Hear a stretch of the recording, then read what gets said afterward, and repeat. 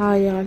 Morning வந்து உப்புருண்டையும் சாம்பாரும் தான் செஞ்சேன். ஹஸ்பண்டுக்கும் கொடுத்துட்டு நானும் சாப்பிட்டுட்டு வீடெல்லாம் நீட் பண்ணுறதுக்குள்ளே மேடம் எழுந்துட்டாங்க. மேடம்க்கு ஆயில் அப்ளை பண்ணிட்டு ப்ரஷ் பண்ணி விட்டுட்டு பிரேக்ஃபாஸ்ட்டுக்கு ஒன் டே விட்டால் ஒன் டே அவளுக்கு ஹெல்த் மிக்ஸ் தான் கஞ்சி மாதிரி கொடுத்துருவோம்.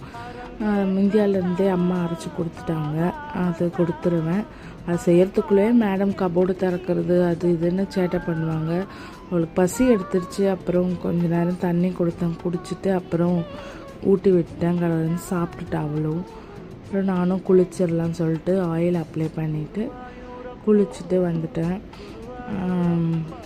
அதுக்குள்ளே மேடம் விளையாடிட்டு இருந்தாங்க.